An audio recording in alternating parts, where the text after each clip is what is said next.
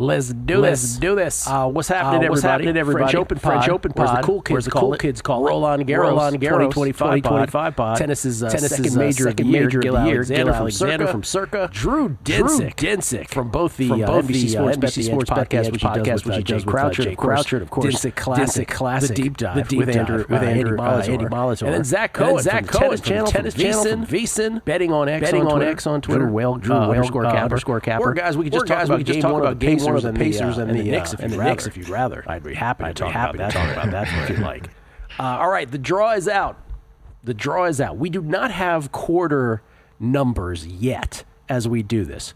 Drew and I have done this before while the draw is coming out. You remember that, Drew, from a couple years ago? Oh, fun. That was super fun. While it's happening. Instant reaction. Well, we have an almost instant reaction because we don't have we're going to have to speak of quarter odds in a when these come out, here is something to look for kind of way. Let's start with the ladies' side because we were just sort of chatting about this beforehand. I'm curious where you guys landed on this. I will just begin by saying, I'll throw it to you first, Drew.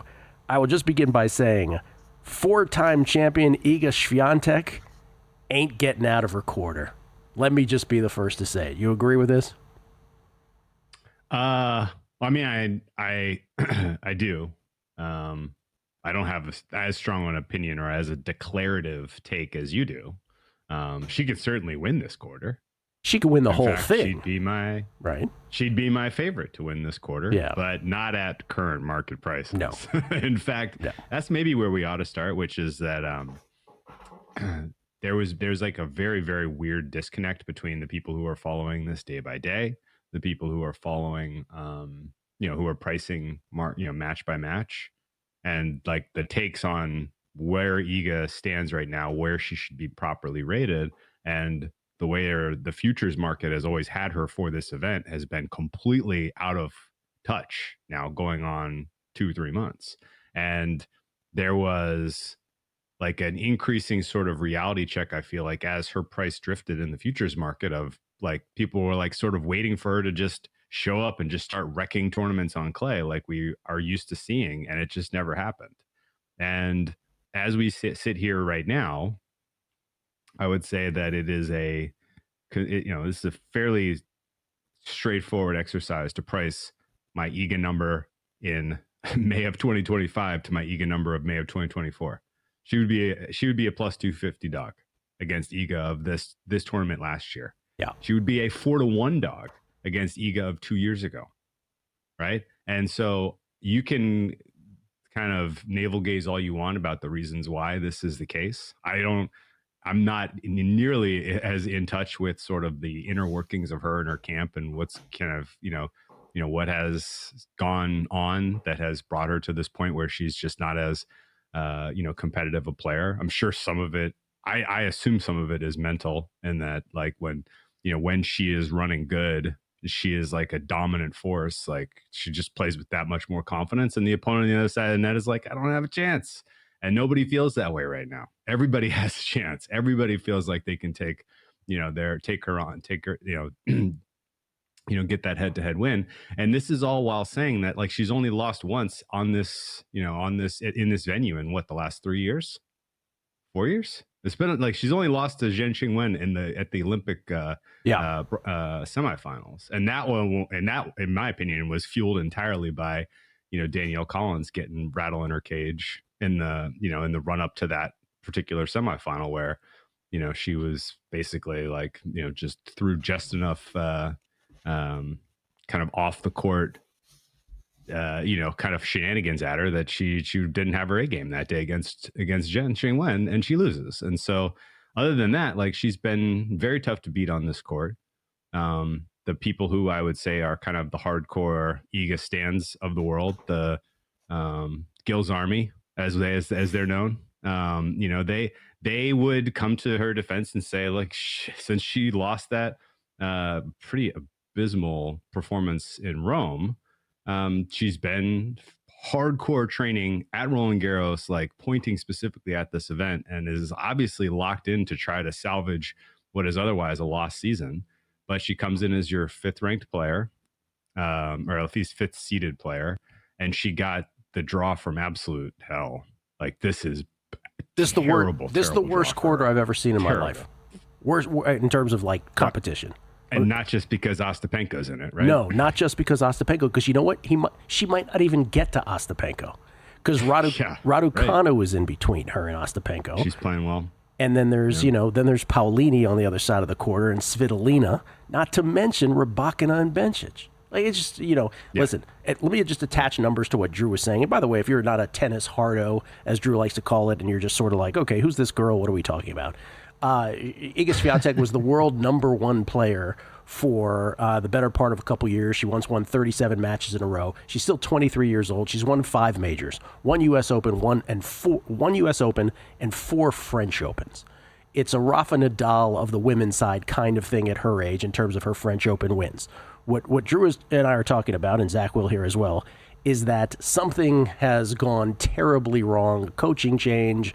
There's rumors of a relationship. Who knows what's happening?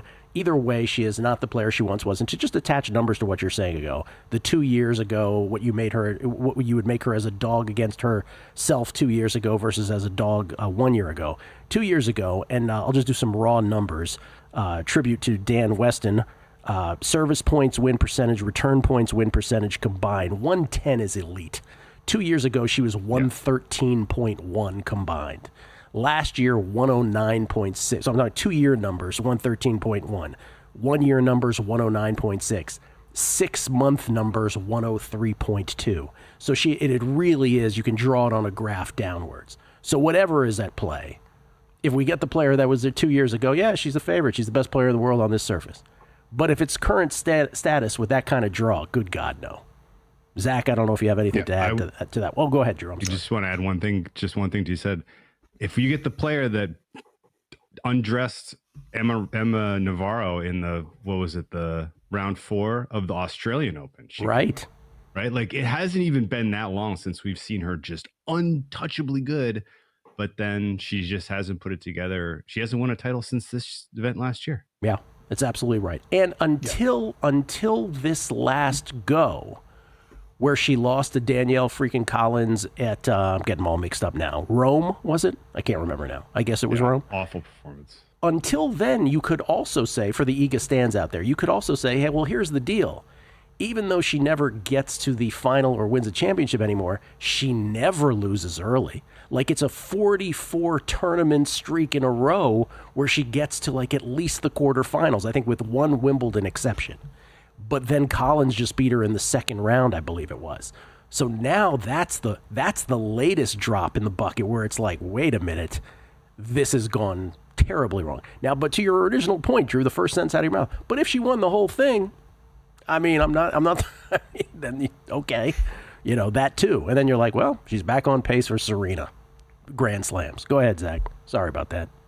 No, I agree that she's probably still the favorite to win her quarter, but seeing her, go on to then beat Sabalenka and then beat Goff or Andreeva just seems really unrealistic given what we've seen over the last couple of months. I mean, I still think she's a great player. I mean, we're talking about someone that has won 75% of her matches this year. She's not terrible now, but I do think that, it is a big mental thing. I think that the players that come to the court with a ton of confidence can just blow her off the court because I think that she is second guessing everything that she's doing. It's not a coincidence that she's lost to Collins and Ostapenko. These are two ball bashers that have brash, personalities. They go out there and they think they could bully her, and they can. So I think that maybe this 2-week circuit that she's had of just really preparing at Roland Garros will, maybe help her a little bit.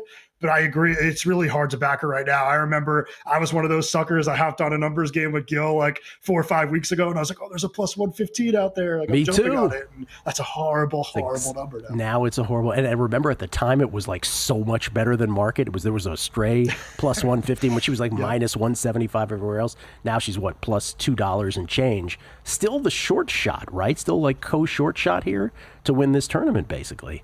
But I would. I saw plus 350 somewhere. Oh, did you really? Maybe I'm slow on the draw. She's drifted pretty far. Drifted even more. With the draw. Now that we you put the seasoning of the draw on top of it, now it's okay, this really is going to be very, very tough. She's gonna have to beat all the boogeymen and all of the good players to get a title here. No one's getting out of her way. And I will say that really when I kind of threw up my hands and I was like, I guess it's just not happening, was Madrid getting beat by Goff 6-1, 6-1. Like, what is that? She owned Goff. Right. She owned her. Yeah. And now if that's what you got against like the kind of the elite women's players on tour, then yeah, I don't see how you're doing it. And to kind of, again, like, if two weeks go by, all of the casuals, all of the all of the people who come around and look at the price and like, oh my God, this is too good to be true. You go blank. We've lived through this in our lives with Nadal at Roland Garros, where you're like, like, God, he is so out of form. He might not even play. Guy's limping around, he withdraws from Rome. You're like, oh my God, like, how is he going to do this? And then he rolls out of bed and wins. Like, when you have 4 titles, you're in a different classification. And so we have to just not be surprised if it happens. But at price, like, I think you're almost better playing her match by match right now with the way the market is pricing her in matches and this path. Like, you're going to do better than 3-1, I think. I think kind of final thoughts on Q2. It's the quarter of death. It's got a lot of really, really good players. But the biggest disconnect for me is I have Paolini and Svitolina pretty dang close. Yeah. And right now in the futures pool, they are an eon apart, which makes no sense to me. So Svitolina as your Q2 shot in like the 10-1 range or something like that would be pretty worthwhile. She's like 50-1 right now in some futures pools, and I just don't see that. I'll just do the raw numbers again. In terms of just like year, Swiatek won at 109.6. Coco second. Zach will have something to say about Coco, I see, here in a moment. 109.3. Naomi Osaka, Svitolina second, Drew. Alexandrova, Svitolina, also up there with 109s, as is Osaka. So there you go, just on raw numbers alone, and look to see who's drifted out in that futures pool, let alone the quarter. But again, Svitolina in this quarter of death. So that's the issue. But Zach, I just looked at VSiN.com where you put out all your tennis stuff, and I see that you already made a play to win it all. Yeah, I put Goff in at plus 550. There is a plus 600 out there. Her draw is just so easy. I mean, she played, I thought, up and down tennis for those 2 tournaments and made the finals of both of them in Madrid and Rome. And like, she's just kind of shown now that her B- C+ game is good enough for her to coast late into events. And I know that the double faults are creeping up. The forehand is kind of shaky, but I just don't see her being tested until, a match against, potentially Madison Keys in the quarterfinals. I mean, the toughest match that she would have, even in the 4th round, is like Barbora Krejcikova, who we haven't seen since she won Wimbledon. So I think it's a really easy draw. You're looking at maybe a matchup with Andreeva in the semis. That's been a mental edge to Goff. Maybe not one that I view as a huge mismatch on the court, but I think that it's one that's been tough for Andreeva to get over mentally. So I really just think Goff's going to make the final. Maybe she doesn't win it, but I'll take a plus 600 if I have it in the final. Yeah, we jumped from Q2 to Q4, so we're doing this a little bit out of order. But at Q4, Goff's quarter, if you will, Maddie Keys, as you said, this is not her surface. Alexandrova, great raw numbers, but I don't buy it. Kalinskaya, Kudermetova, Krejcikova, who won the French that Iga didn't win since the pandemic. And then the only other name is Emma Navarro. That's the only potential I see fly in the ointment in that quarter for Coco. But let's parse this out now. So let's stick with this half of the draw. So the Goff is in Q4. The Q3, that quarter that Goff would have to contend with in a semifinal, that's the Andreeva, Pegula, Muhova, Osaka, Badosa. Osaka plays Badosa in the first round, by the way. That's an interesting match. Mertens, Sakari, Kasakina. That's the Andreeva, Pegula, Muhova.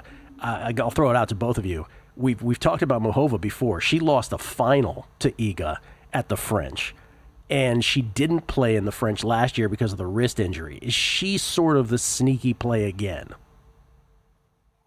If she's healthy, she's got a shot. Yeah, she didn't.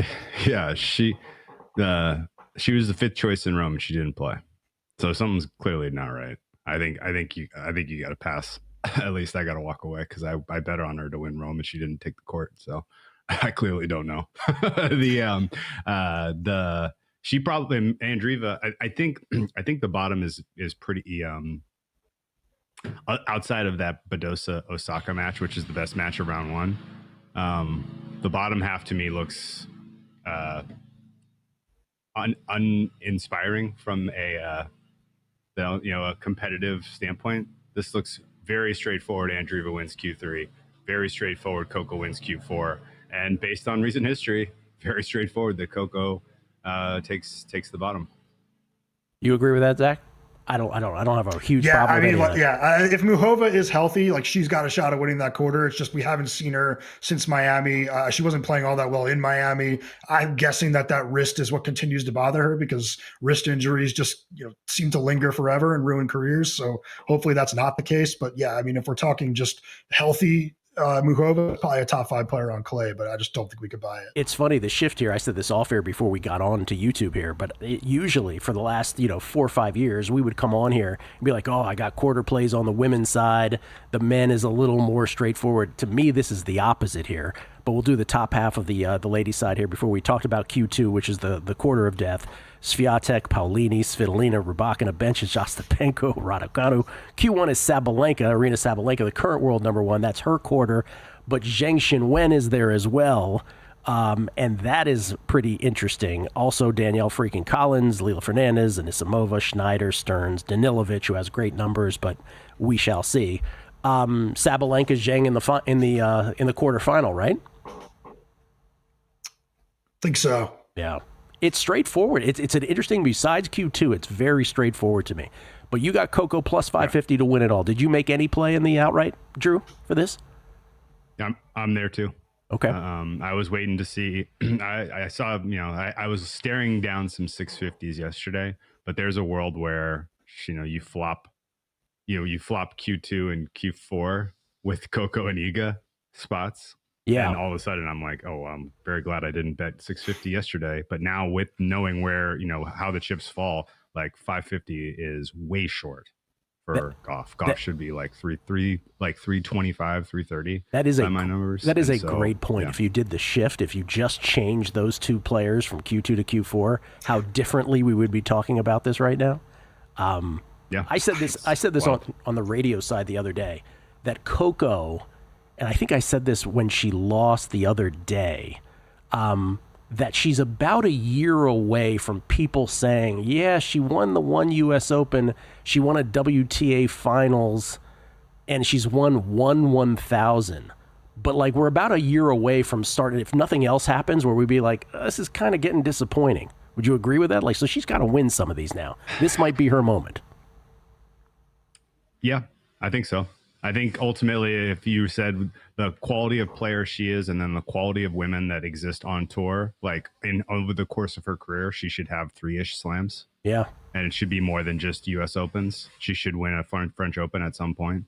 And if not now, when? Like, if not now, when Iga's down, when? That's right. This is your moment. And oh, by the way, like, we're saying all this and we're qualifying. Oh, my gosh, what an easy draw for Coco Gauff. She was gifted the Wimbledon last year, and she did nothing with it. So believe me, like I've been here before with her, and I'm prepared to be disappointed again. Don't get me wrong.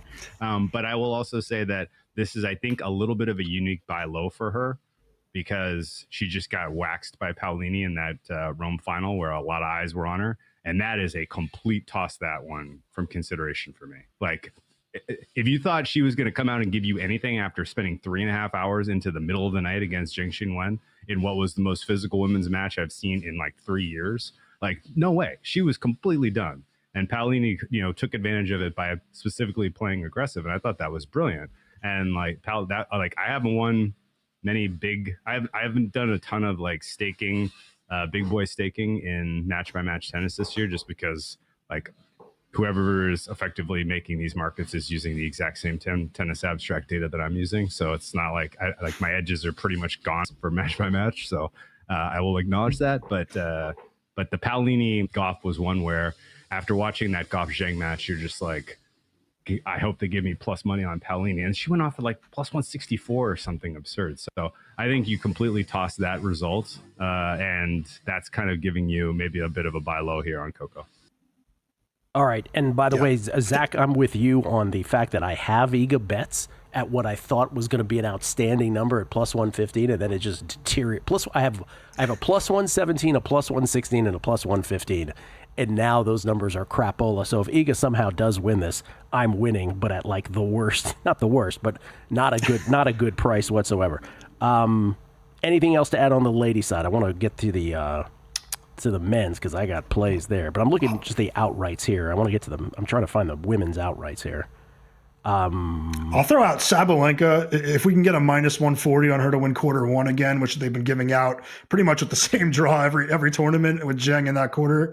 I'll take that again. I know that she lost to her last tournament, but Zheng played out of her mind, then went out and played one of the worst matches I've ever seen. So I think that she was just getting up for that match so she wouldn't lose. Could stay on. Has she never beaten her before heading into that one? I think that she was just really motivated. Here's the ladies outrights. Sabalenka plus 260. This is at DraftKings, by the way. Swiatek plus 350. Coco plus 550.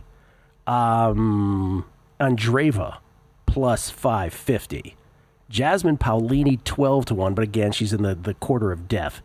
Zhang is 20-1. Zheng Xinwen is 20-1. Do you hate that? I don't hate that. If she had landed in any other quarter. You just don't like the Sabalenka quarter. Do not. Yeah. Svitolina. Do not. Svitolina 40-1. Yeah, I think it's just a much more straightforward and just the way that the cookie crumbled on the draw makes it a tough, for me anyway, a tougher draw to bet than what I see on the men's side, where I do think there is more opportunity. Shall we go to the men's side? Well, I guess we didn't talk a ton about the quarter of death, but I will make an impassioned case here for Svitolina. There were not a lot of clay warm-up matches. Well, also, we should mention Jessica Pegula, who we kind of glossed over in Q3, like RIP and peace to her dog, which apparently is why she was so terrible yesterday, I guess. But whatever the case is, she's dealing with some mental stuff. But she won a clay title. She won Charleston. She's got some, she's in the mix as far as a win probability, but not enough to beat Andreeva in Q3, in my opinion. I think that's your Q3 quarterfinal. And I'll take Andreeva 2-0 over Pegula there. Absolutely going to be Coco over Keys 2-0, 2-1 in Q4. And then Q1, I think, is Sabalenka, a little bit of a revenge spot against Zheng Xinwen. If Zheng Xinwen even gets there, her path to getting to that quarterfinal is tougher than Sabalenka's. So I think Sabalenka comes through pretty cleanly to a semi.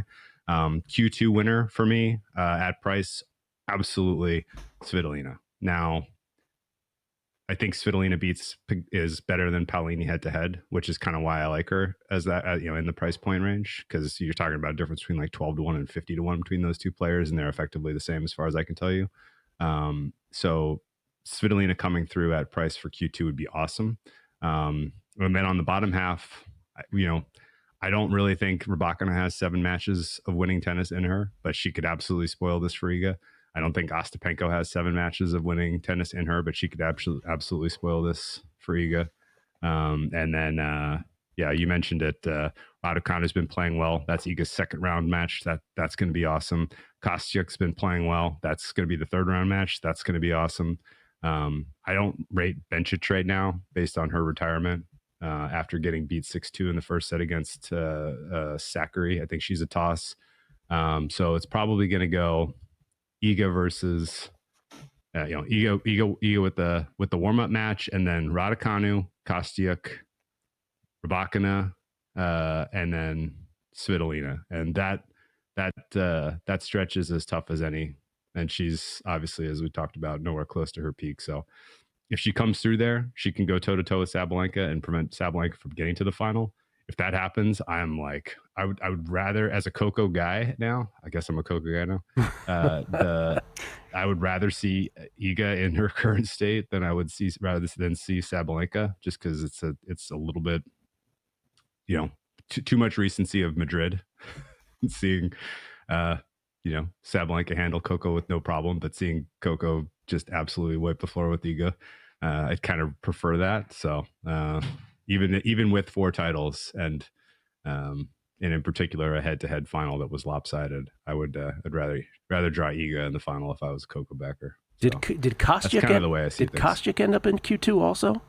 Maybe she's the third round head-to-head for Iga for sure. I have a blank space versus a qualifier, so that must be Kostyuk in the thing that I saw here. She was kind of a dark horse from a lot of the sharp folks I talked to, but this is just as bad a draw for her as it is for Iga. This is personality-wise, she's the one that could go out there and beat Iga for sure too. Oh, for sure. I mean, she was almost beating Sabalenka a couple times here recently. I'm just going to go ahead and say it. The Q2 of this French Open is the most stacked quarter I think I ever remember seeing in the women's side of any slam. It's unbelievable. Now you're telling me Kostyuk's in it too. Paulini, Svitolina, Rybakina, Bencic, Ostapenko, Kostyuk, Raducanu, and Swiatek. Come on. That's incredible. You got 4 slam winners in your section if you're Iga. That's amazing. Pegula, by the way, 80-1 to win it all. And her numbers are great. Her numbers are consistently. That's the thing about Pegula. Through all these years, you'll see when you do like 6 month versus 1 year, you'll see the numbers sort of fluctuate. Now, obviously, at the top, someone like Iga is pretty consistent. But the most consistent player all through years is Pegula. She never drops form. It's amazing with her. She's always consistent. Never the highest of the high, but super consistent up top. Okay. Zach, anything to add?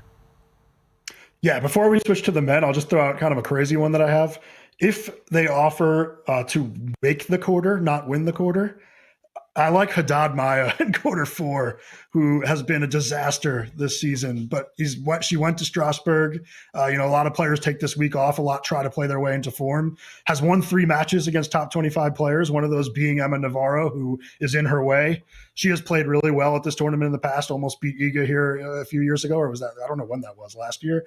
I think that she's a really underrated player, especially when looking at the market. So I'm not sure she's going to actually make a deep, deep run, but I could see her, winning a few rounds. Yeah, before the Australian Open, one of the last things that was said before we moved on to the men's, or maybe we did the women's second, was I was like, and then Maddie Keys, I was doing a little Columbo thing out of the door. I'm like, what do you think? Maddie Keys doesn't have a chance here? I'm so glad we even mentioned it, because Drew and I, though, the Wimbledon before we did the Marketa Vondrasova, we never mentioned her once, which why would we have? Why would we have? I don't have a player here. The Raducanu would have been my player to mention here in the same way that I mentioned Maddie Keys, but she's in the quarter of death, so I can't with any sort of certainty. This we can wrap with the women with the honorary Maddie Keys discussion, which is she's a different player in the slam. If you don't already know that, you're going to learn it the hard way. I thought she was going to win Wimbledon last year before she got hurt. Maddie Keys. Yeah. I'm just glad. By the way, I'm just so glad to see Raducanu now, after these 4 years, now showing the player that she is after the U.S. Open. Amazing run as a quali that's never happened before or since. Now she is showing the signs of being that player again, like for real. To the men's side, and before we get into the quarter by quarter, let me just start with sort of a macro question. Of the clay court specialists, well, no, let me save that because I have an answer for that. Well, no, I'll ask it of you guys, and then I'll reveal mine later. Of the clay court specialists, and I'm just talking about guys that you wouldn't expect to do that great on other surfaces. They're largely Latin American players, sometimes Italian players. Who is the clay court specialist that you could see doing the best here at this French Open? I have Darderi and Cerundolo both going to the 4th round. So I was going to say Cerundolo too. Cerundolo's my guy.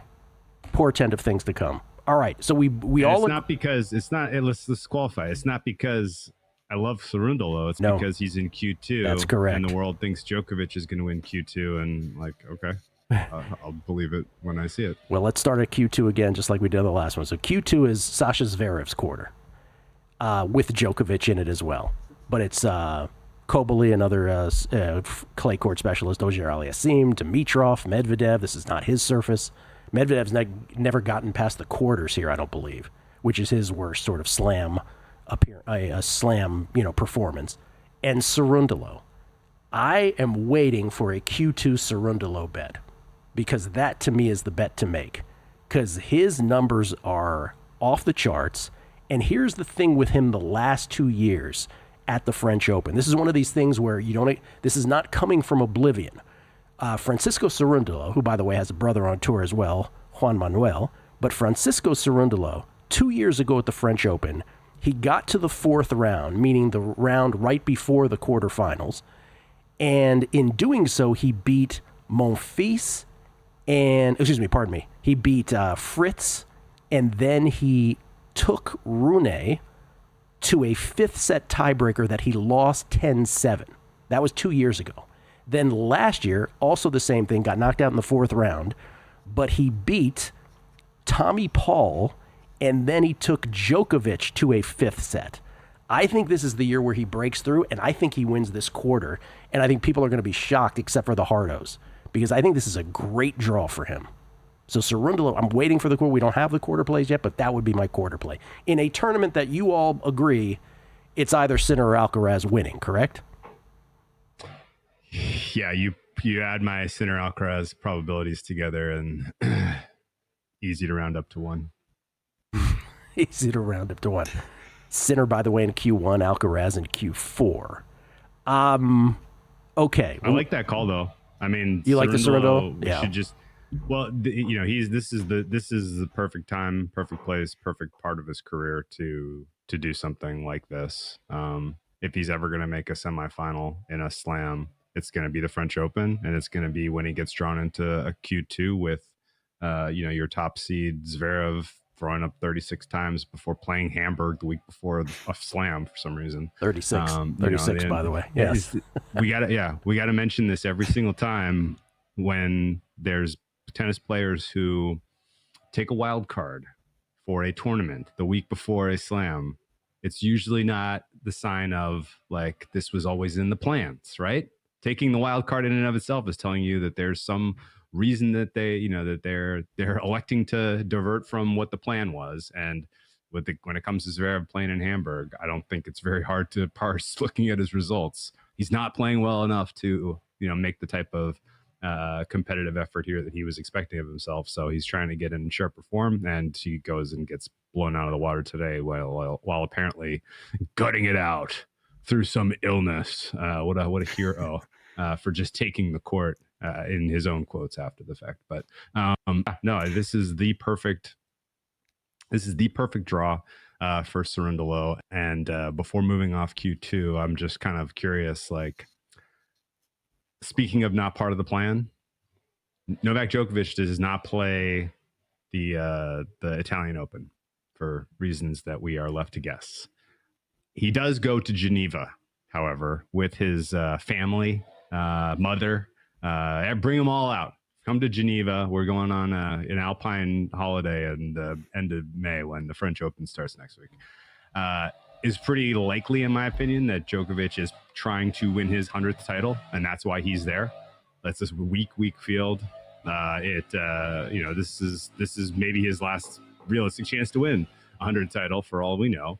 To me, at least, that means his mind, his heart are not really pointing very strongly at making a run at Roland Garros. Do you guys have any opinion on that?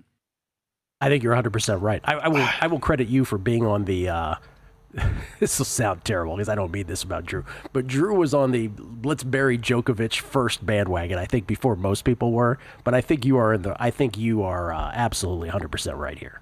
I don't think this is ever. By the way, he's also trying to win in addition to his 100th tournament.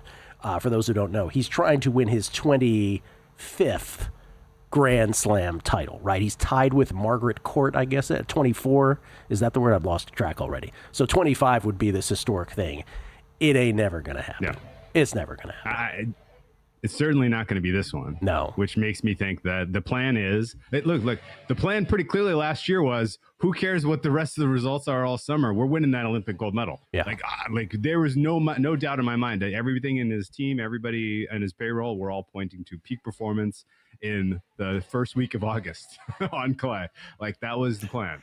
This year, it feels like the plan is, let's just win some title, get the 100th out of the way, and then we'll try to win 25th at like Wimbledon or something. Wimbledon is his best chance left of any of the, he's not ever beating Sinner at Australian Open ever again.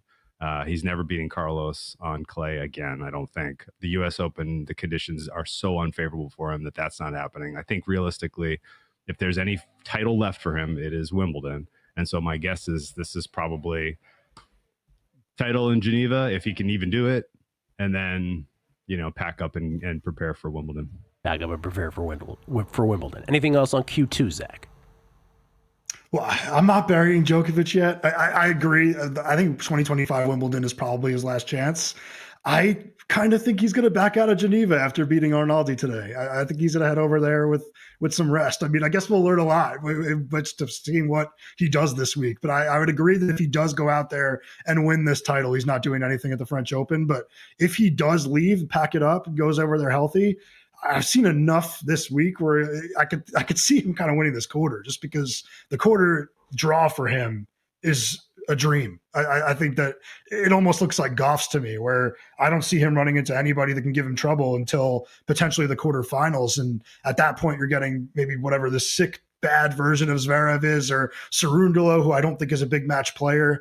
I could see him winning the quarter and then just getting dusted by Sinner.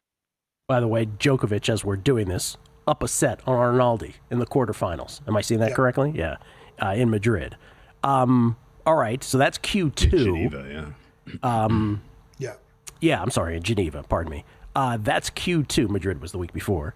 And, okay, I'm waiting for that Cerundolo price. So let's just match that with Q1 right now for that half. We all kind of agree this is a Sinner, by the way, Q1. That's his quarter. We all agree that Sinner is going to dominate this half. However, I just want to ask you this. Had we not had one tournament of Sinner, which we did, right, and he loses to Alcaraz in Madrid, in Rome, pardon me, I'm getting it all confused. In his quarter, this is not the easiest quarter in the world. Let me just say that. You have de Minaur in there. You have Fils, Rublev, Davidovich, Fokina, not to mention Dejere, Mensik, and Urkats and Draper. I mean, it's a tough quarter, but it's Sinner. And because we saw him do well this last week, we kind of are blocking that out of our mind, aren't we? Like, is an upset impossible here with that group of guys? Because that's a pretty stacked quarter to me. Man, this is a tough one. I'll go first and say that the difficulty of the draw for Sinner is real. And that, to me, is why you see a little bit of a repricing of the Alcaraz Sinner at the top of the outright market. Right? Yeah. Like it was, there was a drift for Sinner, and why would there be a drift is literally just because Q1 got a little tougher. Yeah. Alcaraz plus 110, Sinner plus 220 at DraftKings. Yeah. Sorry. Yeah. That's a drift. That's a drift. Like, he was 250. People saw the form, particularly the form in the match he had against Ruud, and they were like, oh. And he briefly kind of moved to pretty close to even with Alcaraz for the French Open until Alcaraz beat him. And then he fell back to like plus 175. And now he's back even further. And I get it. Like, this is a tougher quarter than it was not that long ago, than it was anticipated. But he's a professional. Like, he doesn't tend to make a mess of his Grand Slam opportunities again, in the earlier rounds, the way that Alcaraz does for whatever reason. And he should be able to come through this, pretty cleanly, having, kind of gotten, had a decent amount of rest. And I thought when he came back to Italy I thought back when he came back on tour at Rome, I thought he looked to me to be in very, very good physical shape. And he needed the match reps. Obviously, he had blisters. He had other issues. Like the one day he had to play back to back, he didn't look especially strong. And then he didn't have the, kind of the timing and the ability to go toe to toe with Alcaraz, which shouldn't have shocked anyone, I don't think. But ultimately, yeah, I think the general kind of read is this is still his quarter to lose. And I don't know. I like the quote unquote tough part of it is you have an informed Jack Draper potentially as your quarterfinal head to head, and you can make a decent case. I think that he's the third best player on tour right now. It's a pretty brutal quarter. Yeah. Zach, you think, because that's the one thing that does stick out. It's like before we advance Sinner all the way to the final, I'm like, I don't know, man. It's kind of like the Q2 on the women's side. Q1 is that on the men's side to me. I think it'd be Draper or he loses in the final. I don't see him losing in the semis. And Arthur Fils is the player that I kind of have him playing before facing Draper. And I don't think Fils' second serve is good enough, or he just I don't think his sturdiness on the baseline is really there to beat a Sinner. Like I've always been really high on Sinner's clay court ability. I think, even looking back to last year, I thought he was going to win Madrid before he backed out with that hip injury. So I've seen enough from him to kind of rate him really highly here. And, seeing what he did in Rome definitely helped out a little bit. I also thought in the final against Alcaraz, he had his chances to win that opening set. And throughout the course of that whole match, I thought his forehand was terrible. Actually, Tennis Insights said it was his second worst forehand performance since the start of 2024. And obviously Alcaraz is going to have a movement advantage over him, but Sinner can still out-hit him. So if he's hitting a little bit better than he was in that Rome final, which I'm imagining he was both tired and nervous playing in front of Italian fans, I think he's got a chance of winning the tournament. So I jumped on that plus 250. I think 3 games into that Ruud match. I still feel really good about it. I would still say it's Alcaraz's tournament, but I think Sinner's getting to that final. Yeah, I agree with you about the semifinal too. It's an interesting thing. If he gets out of the quarter, it is a leap to me to the finals. He's not going to lose to whoever wins Q2. To the second half of the draw, Q4 will start. It's Carlitos is a quarter.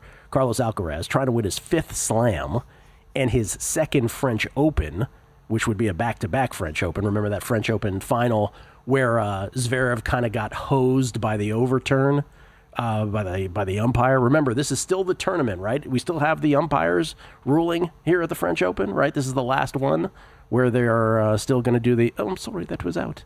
We don't have Hawkeye technology yet. We still have the umpires overruling here at the end. We do have the technology, but then they get to overrule. Okay, so Carlos, Q4, I mean, what do we got here? We got Tommy Paul, Casper Ruud, Stefanos Tsitsipas, Karen Khachanov, Fabian Marozsan. That's about it. His quarter, right? Nobody's beating him. Tommy Paul, maybe? No, nothing? No, nobody. Tommy Paul is the only name that stands out. Yeah. Go ahead, Zach. I'm sorry. No, I mean, I just still don't have that trust level with Alcaraz that I should have, because I think he could just be so erratic on the wrong day. And there are some players in this quarter that I do think can just kind of like out-solid him, with Ruud and Paul being, 2 of them, maybe not Tsitsipas, but Alcaraz plays decent tennis. He should make the semis and should make the final. But it's just, I still don't have that trust in him just because of the bad losses he does take. I think that's a great point, though, right? Like there is a little bit of Carlos where I agree with you. I like your term, out-solid him. There are those guys who are a little more, you can almost trust them to be more consistent, whereas Carlitos has the strange, if not match, set in him at times, right? So I agree with that. But yeah. Drew, you're all about Carlitos there. Yeah, definitely. And I think as a center backer, as a center man, I'm hopeful that Tommy Paul takes Alcaraz 5. He can. Tommy Paul's playing great tennis right now. He obviously had enough to really test Sinner in Rome. I thought that was a pretty heartening performance for him.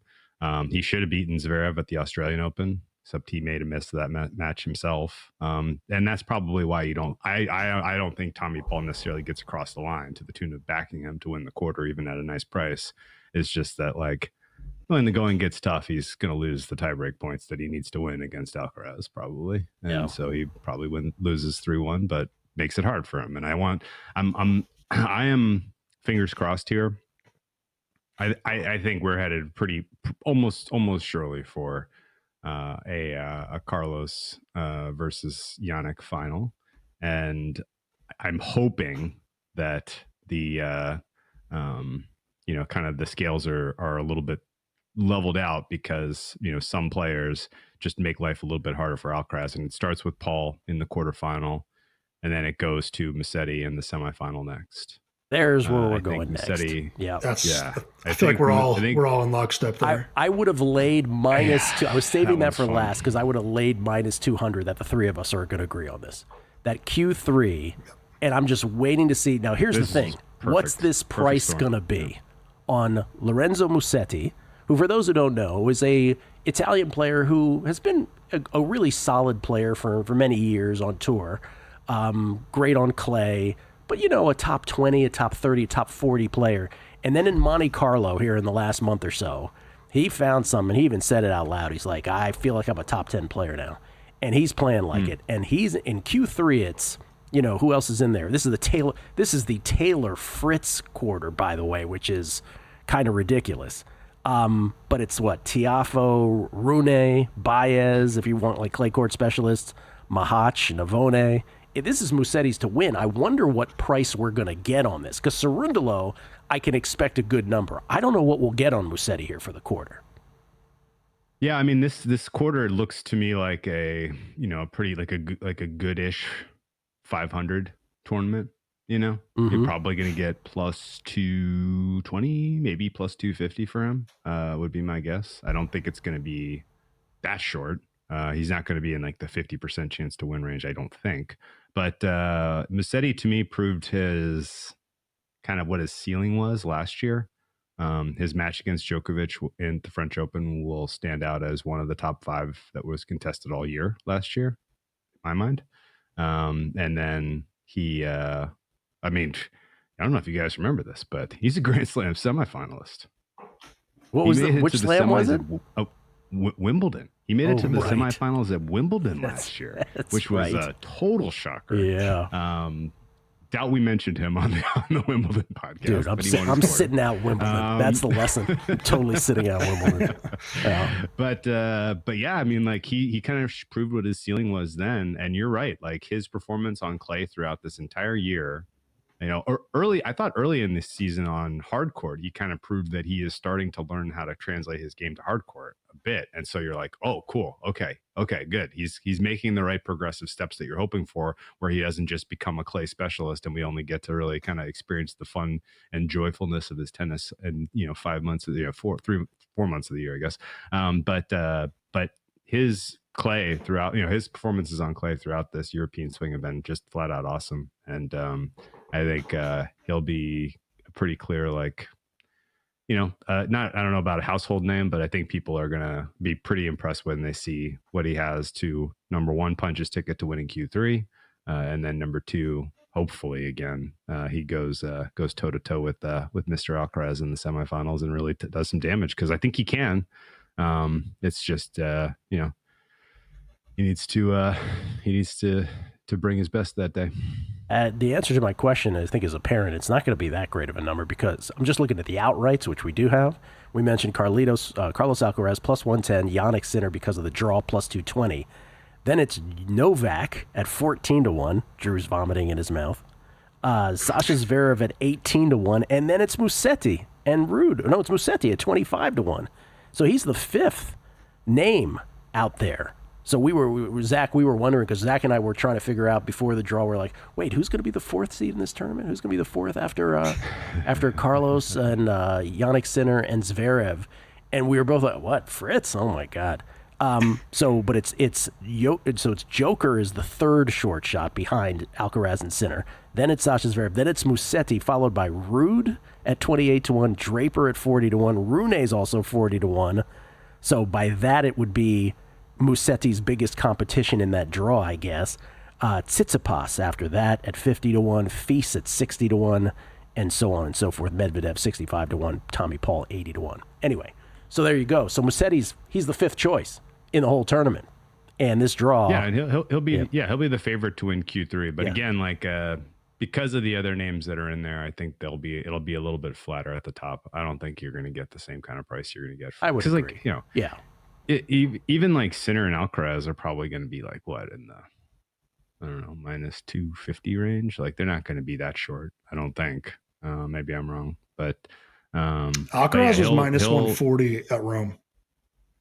Yeah, right. What is that? Yeah, it'll be probably in the 250 range, I would guess, for both those players. Looking at these draws, and then quarter price for Musetti. Maybe I'm dreaming. Maybe I'm dreaming, but I think we're going to get a 220-ish, and I would take as low as probably 180. Yeah, you'd bet as low as plus 180. Is what you're saying? Yeah. I'd stop if it's shorter than 180. Then like we knew it was going to happen, but I'll let it happen with Emily. Yeah, I mean that's it. That's for me. It's my pre-draw bet was Iga at a terrible number, even pre-draw. Now we see the draw. Good God, it's still my only side. It's only my only bet so far on the ladies' side. I think it's much more straightforward. But for me on the men's side, Q2 Cerundolo, whatever that's at, Q3 Musetti, and I think that's the way you bet it. I think those are it. Really, like you were saying off air, Drew, how like the ladies' side was such a clear picture for you. This was such a clear picture for me. It's like okay, it's the non-Sinner Alcaraz quarters. And man, did this work out nicely. It did. I completely agree. Yeah, like this is perfect storm for both of those names. Cerundolo and Musetti should round out your Final Four. Who are we forgetting about on the men's side that we haven't mentioned, or on the ladies' side that we haven't mentioned? But I think we covered the ladies pretty well. Is there? I mean, the men's there's like a bunch of really good young Italians that are probably going to do cool stuff here and be in second week. Like the kind of the cohort of Dartery. Dartery probably comes out as he could very well make, to Zach's Beatriz Haddad Maya make the quarter bet. I could see Dartery winning section 6. The rest of the players in that section are pretty uninspiring. And then you have sort of the same story in the top half of section 3 with somebody's going to have to play Cerundolo there. It could very well be an Arnaldi, a Cabali. There's a world where you have 3 of the final 4 are Italians here, and 5 of the final 8 are Italians, and I wouldn't be shocked. Zach, maybe you know the answer to this question. I always get this mixed up from slam to slam how they do the draw, because I know Wimbledon does it one way and then everybody else does it a certain way. How does the French Open decide on this stuff vis-a-vis the rankings? Do you know? No, I should know the answer, but I don't. Zach, by the way, does stuff for the tennis channel. I thought you meant how do they do the draw? They pull the buttons out of the thing, and the French crowd goes, "Ooh la la! Oh, the French versus French matchup in round 1. Ooh la la!" I will I will give them credit for this though, because I remember the last draw we were waiting for was the Indian Wells one. You'll remember this, guys, Drew specifically, where we just sat there all day. We're like, "Come on, man! You guys do everything else well. Like, can you get this out when it's supposed to come out?"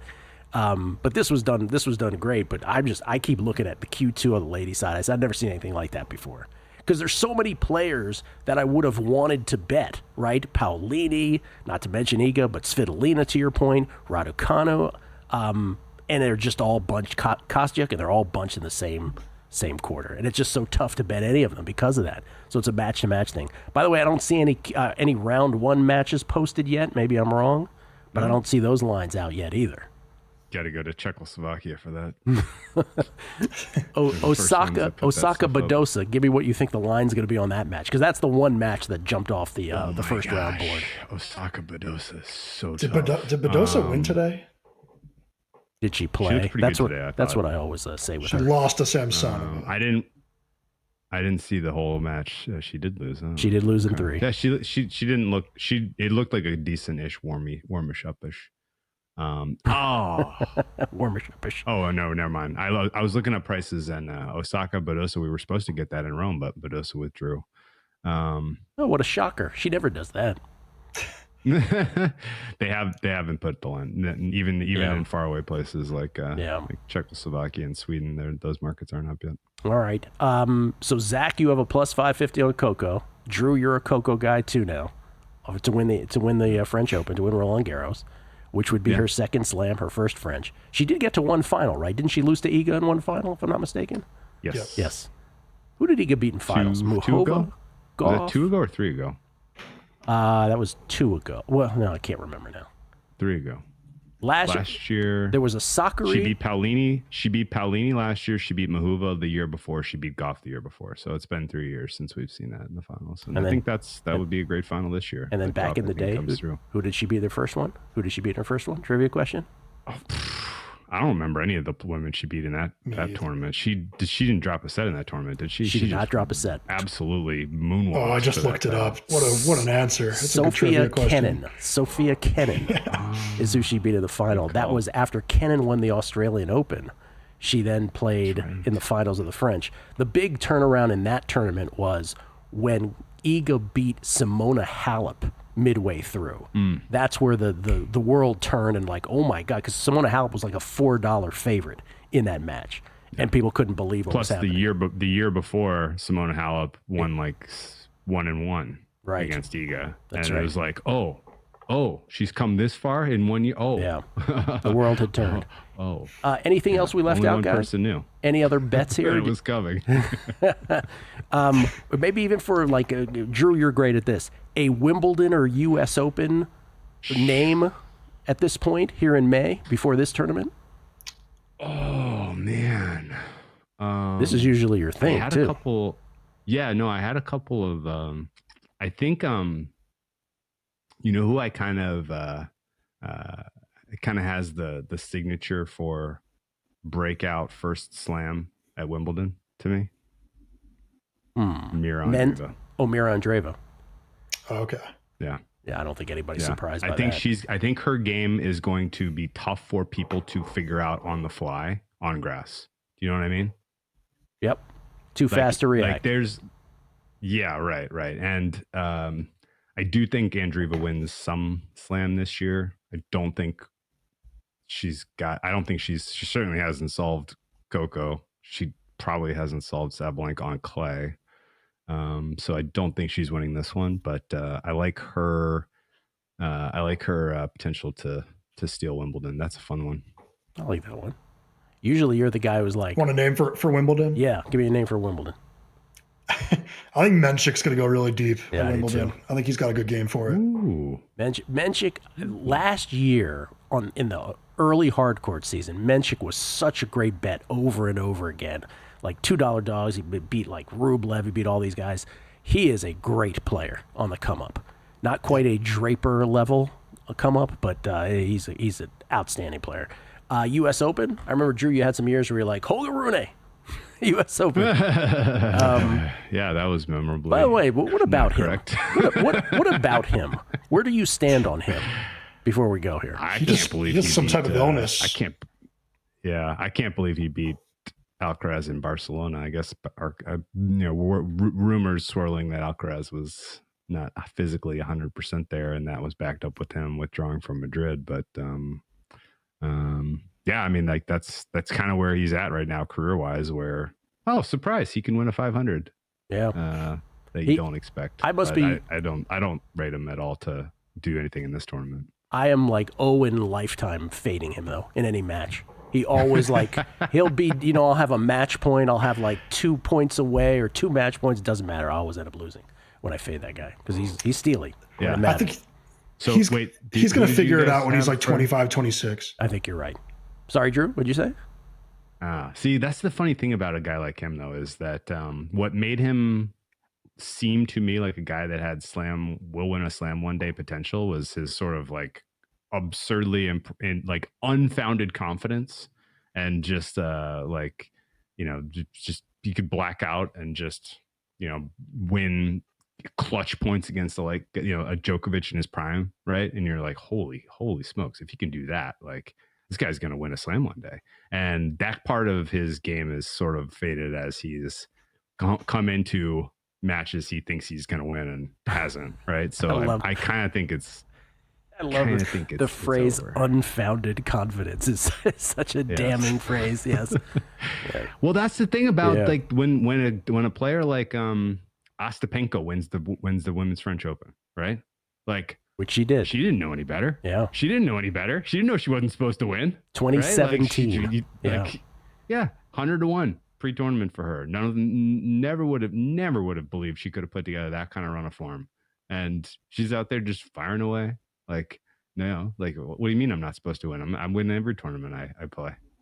Like that's the kind of thing that kind of helps carry you across the finish line. I mean, think how many tournaments like Iga in 2020, same thing. Raducanu at the U.S. Open, same thing. It's like, if you don't know any better and you're playing like completely loose, as opposed to now when you're at the top of the mountain, you're like, oh my God, I can't. Oh my God, they're all coming for me. I mean, that's Iga, right? Yeah. So pressure is a wild thing. Andreeva, 9-1 for Wimbledon is the price I'm seeing. Who is it you guys were tipping? Was it the men's side? Was it Mahach? Menchik. Oh, Menchik. Where is he? I'm not seeing him. 40-1. Yeah. I like it. Good call, Zach. Yeah. Wimbledon's going to be. I don't think he's going to win. Zach does a lot of that. He's like, I don't think the Pacers or the T-Wolves are going to win the title. I do have futures on both of them, however. I always play just hoping to hedge. I don't know. Yeah. Play the prices. Yeah. Yeah. All right, guys.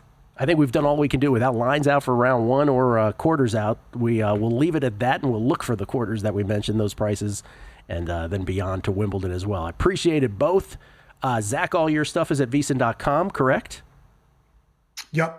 You doing any Tennis Channel pods on this? I'm going to be on one tomorrow. I don't know what time it is. I should know, but I'm going to be on one tomorrow. Zach Cohen, master promoter as well for his own stuff. Drew, deep dive dailies as well now, right? With Andy? Yeah, we go live every morning and chop it up. Tune in tomorrow, Friday, for your Wine of the Week recommendation. Wine of the Week. Oh, what a life this man leads. It's a fantastic life. We should all aspire to be Drew Dinsick next go round. Thanks, guys. Drew Dinsick, whale_capper on Twitter, Zach Cohen, betting on X. Thanks for listening. Thanks for tuning in on YouTube. Good luck with all your bets for the French Open at 2025. Thank you, boys. Oh, of course. Thank you. Keep me posted if you guys see quarter prices pop. Oh, yeah. I've been searching. Haven't seen anything yet. Musetti was the first one I texted one of my friends. I'm like, that's going to be my